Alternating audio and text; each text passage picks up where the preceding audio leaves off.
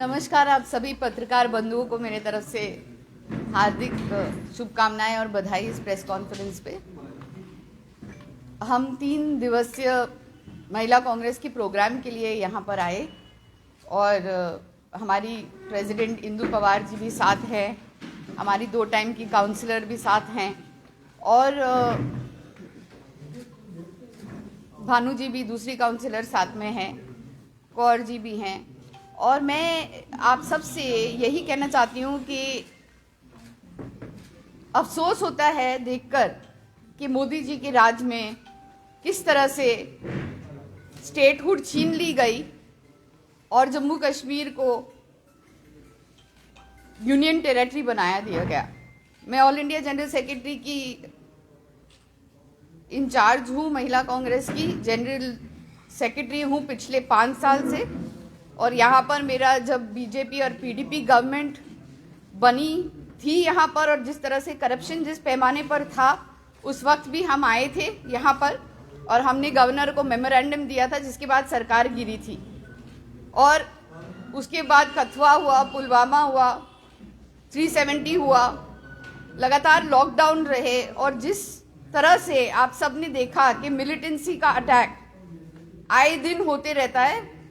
हम यहीं पर ही नहीं, पूरे हिंदुस्तान में नेशनल टेलीविज़न पे देखते हैं कि किस तरह से आए दिन ये सब होता रहता है। हम इंतज़ार कर रहे थे पिछले कुछ साल से कि यहाँ पर जो इन्होंने कहा था कि नया कश्मीर बनेगा और डेवलपमेंट होगा, तो वो तो हमें नज़र नहीं आ रहा है। और जिस तरीके से इन्होंने डीलिमिटेशन का इन्होंने अनाउंस किया है वो भी अभी सार्वजनिक तौर पे नहीं हुआ है और कुछ लोगों के द्वारा बाहर निकली है रिपोर्ट। पता चल रहा है कि जिन्होंने भी वो देखा है कि किस तरह से बदलाव हुआ है, परिसीमन किस तरह से बदली है गई है, उस चीज़ से लोग नाखुश हैं।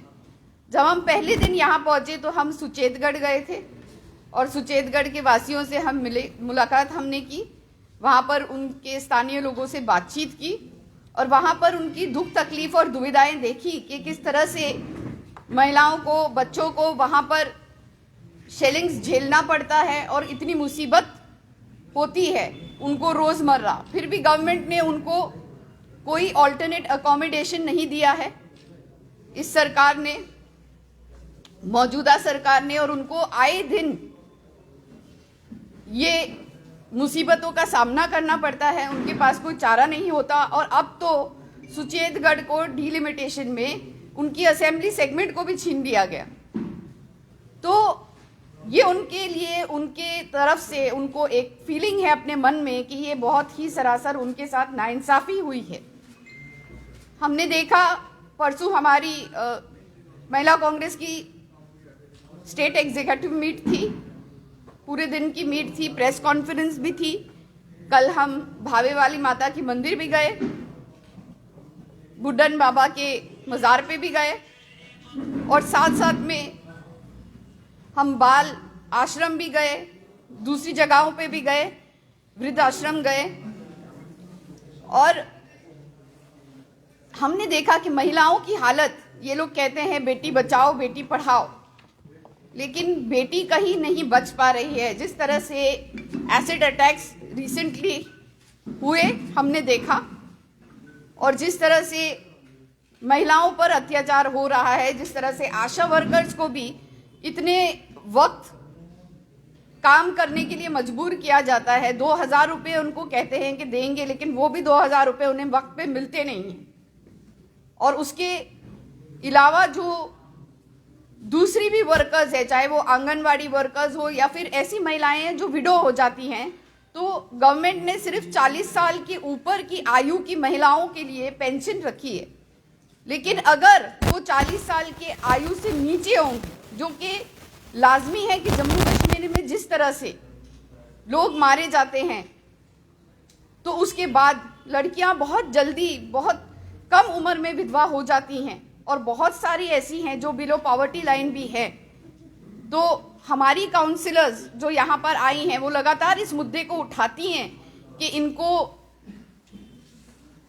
इनको ज़्यादा इनकी पेंशन बढ़ाई जाए उम्र कम रखने के बाद। जिस तरह से 40 साल के ऊपर के लोगों को पेंशन मिल रही है, उस तरह से आयु में 40 साल के नीचे भी मिलनी चाहिए। और ऐसी बहुत सारी समस्याएं हैं जो महिलाओं को लगातार झेलनी पड़ती हैं। अनएम्प्लॉयमेंट अगर बढ़ जाती है तो युवाओं का जो भी मतलब आज युवा रास्ते पर उतरा हुआ है, कल भी जम्मू पर प्रोटेस्ट हो रहे थे रास्ते पर उतर के, और जिस तरह से युवाओं पर पुलिस लाठीचार्ज कर रही थी, महिलाओं को मुश्किल सहना पड़ रहा है महंगाई की वजह से। इन लोगों ने एलपीजी गैस सिलेंडर और बाकी सारी चीज़ों के ऊपर भी पेट्रोल डीजल के भाव बढ़ा दिए। माइग्रेंट, ये नो डेटा सरकार है। इस सरकार के पास कोई डेटा अवेलेबल नहीं होता। जब भी इनसे पूछा जाए कि कितने माइग्रेंट लेबर गुजर गए तो इनके पास कोई जवाब नहीं होता। सबसे पहले मैं बहुत ही ज़्यादा डीपेस्ट कंडोलेंसेस भी व्यक्त करना चाहती हूँ कि कल ही हमें खबर मिली कि एवलांच से हिमाचल प्रदेश में कई सारे हमारे आर्मी के जवान, तकरीबन 7 जो गुजर गए, उनके परिवारों के प्रति हम शोक व्यक्त करते हैं। उनमें से 4 जम्मू से थे और अरुणाचल में, ये अरुणाचल में हुआ था। लेकिन हिमाचल प्रदेश की बात अगर आती है तो हमें ये लगता है कि जिस तरह से वहां पर इनकी डबल इंजन की सरकार है और वहां पर उन्होंने वो चेंज नहीं किया है जो कि यहाँ पर स्थानीय लोगों को उन्होंने बदलाव लेके आए हैं और उनका हक छीना है उनसे। तो ये दोहरे मापदंड जो बीजेपी के हैं, हमने ये भी देखा है कि पूरे हिंदुस्तान में जो अनएम्प्लॉयमेंट की रेट है उसमें सबसे ज़्यादा जो स्टेट्स आते हैं उसमें से जम्मू कश्मीर एक है। तकरीबन 22% अनएम्प्लॉयमेंट का रेट यहाँ पर बढ़ा हुआ है।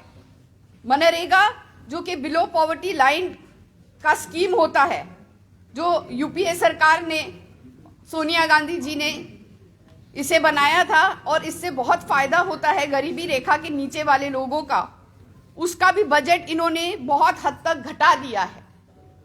तो अगर हम ऐसे देखने जाएं तो इनके जो सारे वायदे हैं वो सब खोखले हैं। इनके अपने जो सीएम हैं और जो एमपीज हैं वो भगवा चोला धारण करके घूमते रहते हैं, लेकिन ये दूसरों के कपड़ों पर और हुलिये पर इनको बहुत हमेशा से ये है कि कल जो एक घटना एक बच्ची के साथ हुई वो बहुत ही निंदनीय घटना है। वो एक स्टूडेंट थी और जिस तरह से उस पे लड़कों ने प्रहार किया और जिस तरह से उन्होंने पगड़ी और पट्टे पहने हुए थे और उस तरह से उन्होंने यूनिवर्सिटी में एक लड़की को प्रहार किया, वो गवर्नमेंट की, वो बिल्कुल निंदनीय है। आज हम एक वतन में रहते हैं जो एक आज़ाद वतन है और उसमें लोगों को जिस तरह से रहना है, बोलना है, ये सारी चीज़ों की आज़ादी होनी चाहिए। लेकिन हम देख रहे हैं कि हर वर्ग भाजपा से और मोदी जी के नीतियों से त्रस्त है। इतने साल से 7 साल हो गए, लेकिन जम्मू में या कश्मीर में कोई डेवलपमेंट अगर आप लोगों ने देखा हो, मोदी जी ने कहा था कि 15 लाख हर एक के खाते में देंगे। क्या किसी के भी खाते में 15 लाख रुपए आए? उन्होंने कहा था 2 करोड़ नौकरियां देंगे। क्या 2 करोड़ नौकरियां लोगों को मिली सालाना? तो ये बहुत सारे सवाल हैं जो वो हमेशा से कांग्रेस के ऊपर दोष देते हैं। लेकिन आज 7 साल से, इसके पहले भी भाजपा पीडीपी की सरकार यहाँ पर है और थी। डिलिमिटेशन से भी जो बाहर निकल के आया है वो बहुत ही लोग इससे नाखुश हैं। तो इसीलिए मैं आप सबसे गुजारिश करती हूँ कि अब आवाम और जनता यहाँ की डिसाइड करेगी। हर वर्ग इनसे त्रस्त है, चाहे वो महिलाएं हो, चाहे वो किसान हो। इन्हीं का एमओएस होम की गाड़ी से किसानों को रौंदा जाता है, मारा जाता है और उसके बाद सामने निकल के आते हैं तथ्य के उन्हीं एमओएस होम की गाड़ी, उनके नाम की गाड़ी जो है वो है, लेकिन फिर भी इनका एमओएस होम अपनी जगह पर रहता है इस केस को इन्फ्लुएंस करने के लिए। तो कितनी जीरो टॉलरेंस है इन सारी चीजों के प्रति आप ही खुद अनुमान लगा सकते हैं। हिंदू मुस्लिम में लगातार झगड़े लगाए जाते हैं और मैं एक बात कहना चाहती हूं कि जब से ये देश आजाद हुआ है कभी भी ऐसा हिंदुओं को नहीं महसूस हुआ कि उनकी जिंदगी खतरे में है। लेकिन जब से मोदी जी आए हैं और जब से ये भाजपा का शासन चल रहा है पिछले 7 साल से, तब से ये सबको कहते जा रहे हैं कि हिंदू खतरे में है।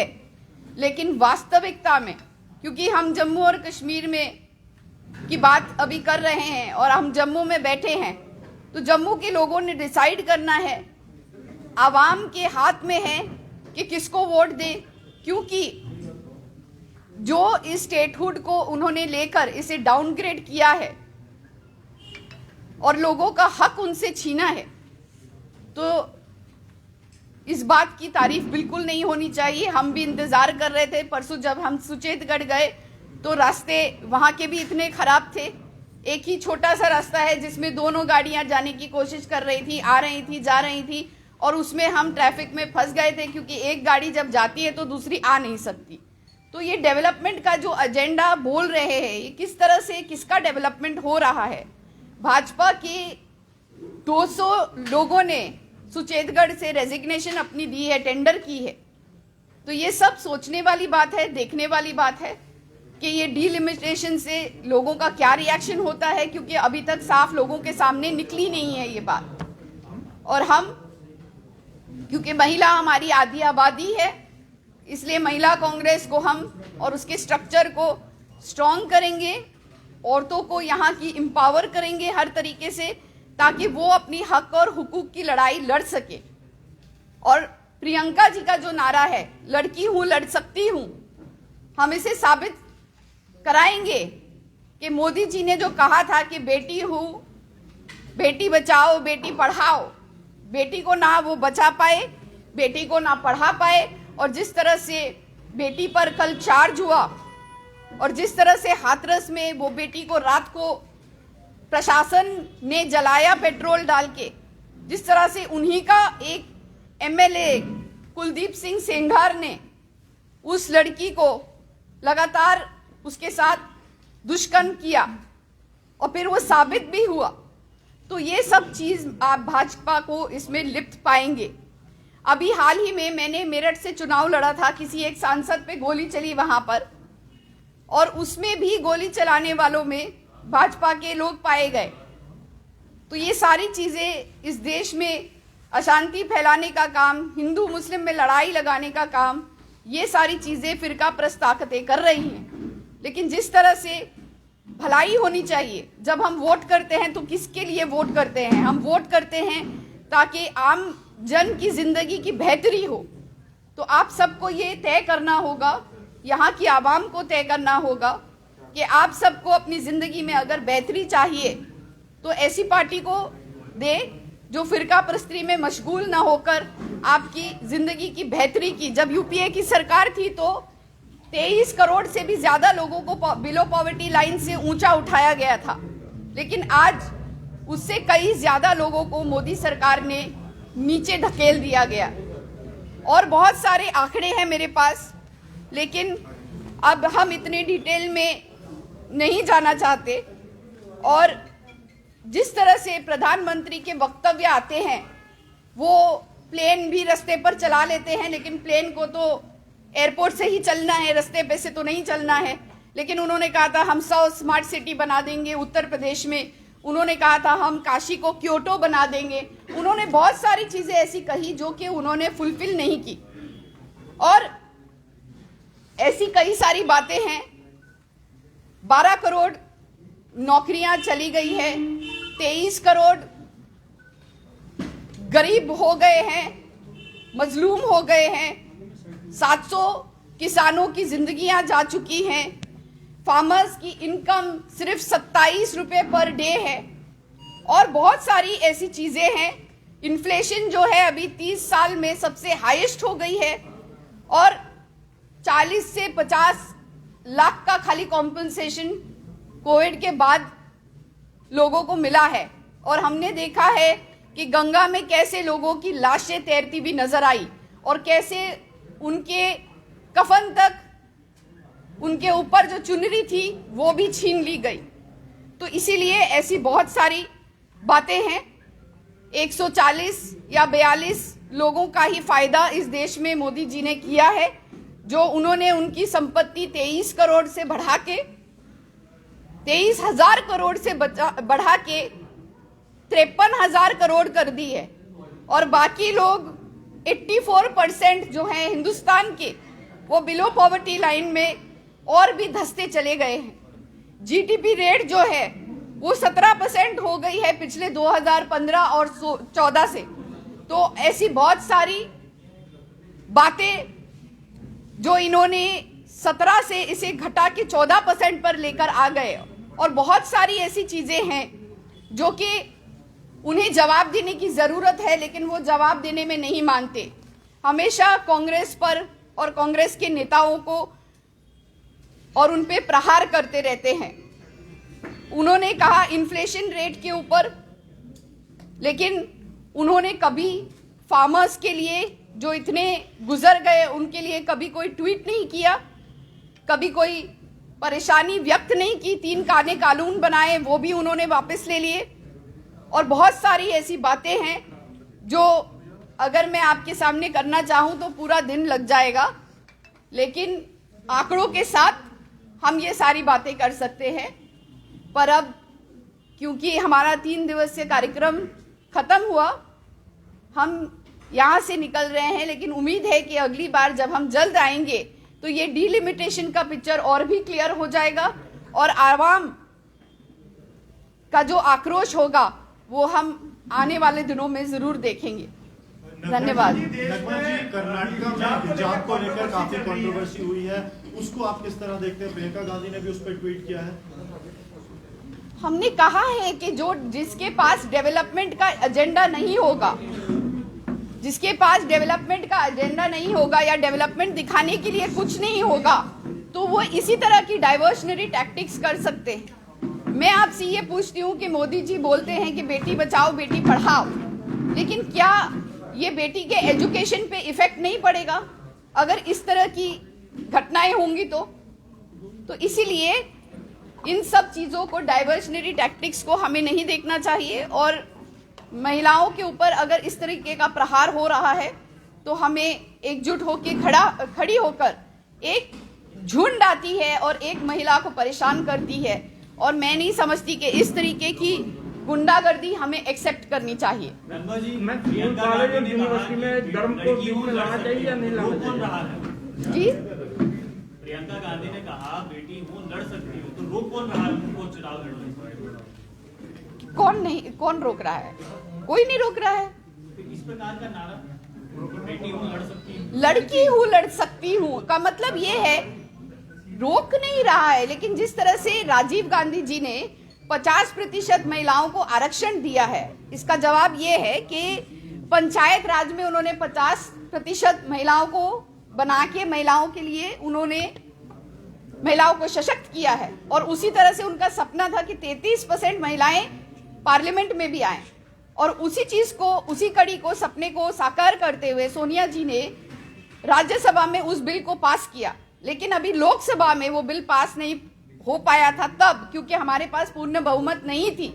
लेकिन मोदी सरकार के पास पूर्ण बहुमत है, लेकिन फिर भी वो 33% आरक्षण को, वो बिल को पास नहीं कर रही है महिलाओं के लिए, क्योंकि वो असल में महिलाओं के हक में नहीं है।